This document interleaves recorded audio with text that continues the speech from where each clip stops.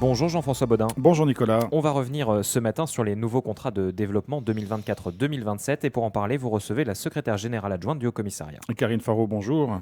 Bonjour. Et merci d'avoir accepté notre invitation pour revenir effectivement sur ces contrats de développement signés lundi dernier entre l'État et le gouvernement. Alors évidemment, on va évoquer le contenu de ces contrats et puis aussi les nouvelles modalités qui sont mises en œuvre. Mais avant cela, peut-être on va faire un peu d'histoire parce que, je parle d'histoire parce que ça fait maintenant 33 ans que ces contrats de développement existent. Est-ce que vous pouvez nous rappeler dans quel contexte finalement ils ont été mis en place ? Oui, d'accord. Bonjour à tous. Donc effectivement, comme vous venez de le rappeler, les contrats de développement ont débuté à l'issue de la signature de l'accord de Matignon. L'État a souhaité pouvoir accompagner le développement de la Nouvelle-Calédonie en cofinançant des équipements structurants pour le territoire. Donc la première génération de contrats de développement a été signée en 1990. Et depuis cette date, 6 générations de contrats de développement se sont succédés pour des durées en général de 5 ans, avec quelques prolongements dans des circonstances particulières, comme la dernière génération de contrats qui devait en principe s'achever en 2021 et qui a été prolongée de 2 ans dans le contexte notamment de Covid que vous connaissez. Alors vous avez fait sans doute les comptes, combien l'État a investi dans ces contrats de développement depuis 33 ans ? Alors, depuis 33 ans, l'État a engagé 226 milliards de francs Pacifiques, ce qui représente en moyenne 800 000 francs CFP par habitant. Et c'est dans tout secteur, hein, ces contrats de développement portent sur des secteurs très variés. Il s'agit d'accompagner le développement de la Calédonie, que ce soit du logement, à l'enseignement, en passant par le sport. Enfin, il y a vraiment tous les secteurs qui sont pris en compte. Oui, la culture alors, aussi. Oui, effectivement. Alors, l'objectif de ces contrats, c'est bien d'accompagner la Nouvelle-Calédonie pour assurer son développement économique, social et également culturel. On peut constater depuis 33 ans, que 5 secteurs prioritaires ont été accompagnés. En premier lieu, l'habitat et le logement social. L'enseignement et la formation, l'accès aux infrastructures publiques, notamment les ponts, les routes, et puis aussi l'accès à l'eau et l'assainissement, et enfin la santé. Alors, ces nouveaux contrats de développement, cette nouvelle séquence 2024-2027, elle a été, les modalités ont un petit peu changé. Est-ce que vous pouvez nous expliquer ce qui s'est passé et qu'est-ce qui a prévalu dans ces changements ?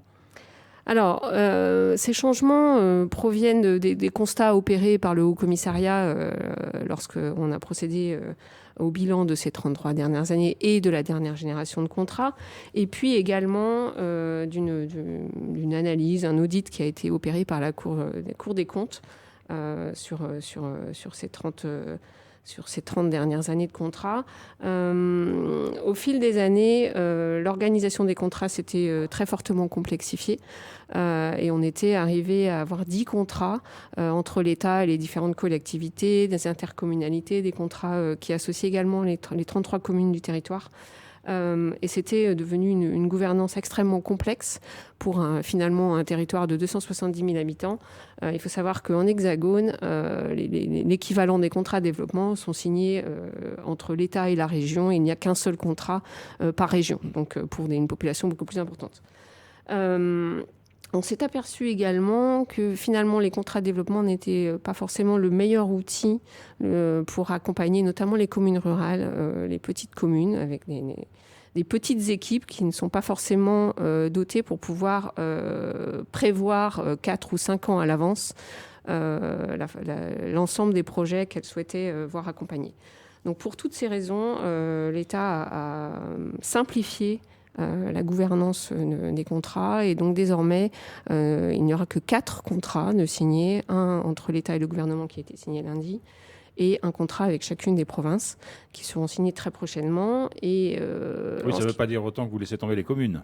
Absolument pas. Donc, en ce qui concerne les communes, l'accompagnement de l'État sera maintenu par le biais d'un appel à projet annuel qui permettra donc aux communes de présenter des projets sur du plus court terme, ce qui n'empêche pas par ailleurs pour certaines communes plus importantes, notamment les communes de l'agglomération de Nouméa, de présenter des projets pluriannuels si elles le souhaitent. Alors revenons sur la signature du contrat de développement État-gouvernement, puisque c'est celui qui a été signé lundi dernier. Pour ces 3 années à venir, 2024-2027, c'est un montant de combien qui a été débloqué par l'État ? Alors, le contrat qui a été signé avec le gouvernement porte sur un montant total d'opérations de près de 9 milliards, avec une part de financement de l'État de 6,3 milliards de francs Pacifique. Le reste étant apporté par la Calédonie? Par le gouvernement, enfin par le Congrès, enfin le territoire. Et sur quels sont les secteurs qui ont été... Alors, vous l'avez dit, hein, quand on regarde l'histoire des contrats de développement, le logement, l'enseignement, l'accès aux infrastructures de base a été privilégié. Est-ce qu'on est toujours dans cette même tendance ou est-ce que les choses évoluent? Parce qu'on imagine, par exemple, pour le logement, que le parc de logement est quand même aujourd'hui assez conséquent. Alors effectivement, le parc de logement est important aujourd'hui. On avait effectivement vu dans le bilan que près de 15 000 logements avaient été cofinancés par l'État. Ce cofinancement intègre également la rénovation des logements, donc ce qui permet aussi de les entretenir sur la durée. Dans le contrat qui vient d'être signé avec le gouvernement de la Nouvelle-Calédonie, 16 opérations sont cofinancées, notamment la reconstruction des ponts de Tontouta et de Nouville, qui sont des axes majeurs pour faciliter l'accès, évidemment, à Tontouta, à l'aéroport, et puis à la presqu'île de Nouville. Donc ce sont des projets importants qui sont cofinancés.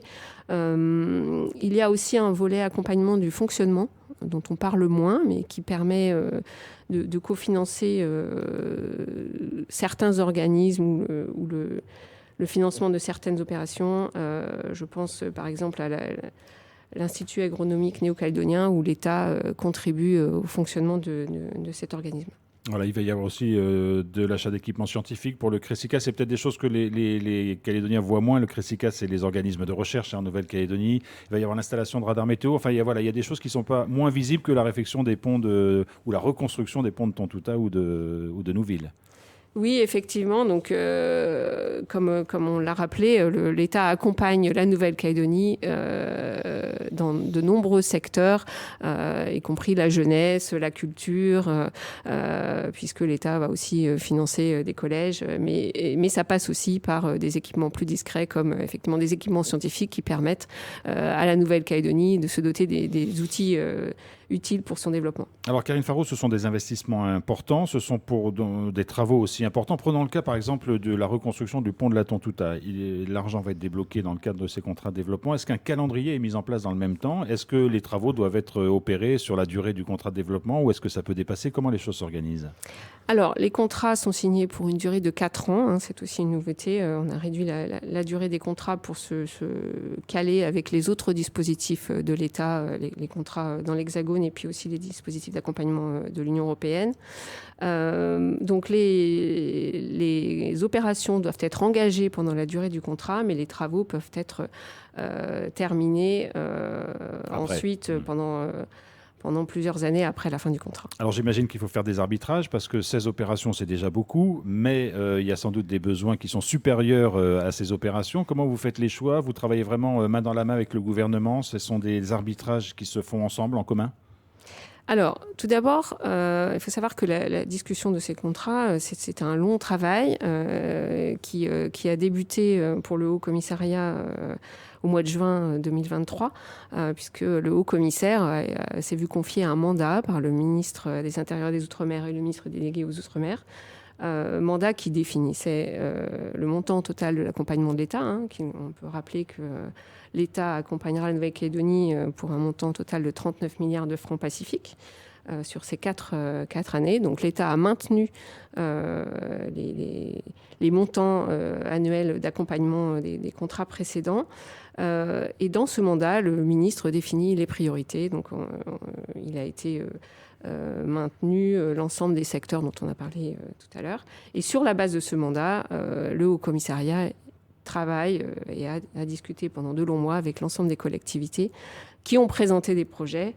Et les arbitrages se font, d'une part, sur la maturité des projets, s'assurer que les projets pourront être engagés, réalisés dans les délais du contrat, s'assurer de la maîtrise du foncier. C'est un point important. Il y a des difficultés parfois notamment lorsqu'on est dans des secteurs en terre coutumière. Donc il est important que les collectivités qui portent les projets et apportent des éléments rassurants sur la maîtrise du foncier. Et puis, effectivement, que les projets portés s'inscrivent dans les critères prioritaires, les secteurs prioritaires jugés par l'État pour assurer le développement économique, et social et culturel de la Nouvelle-Calédonie.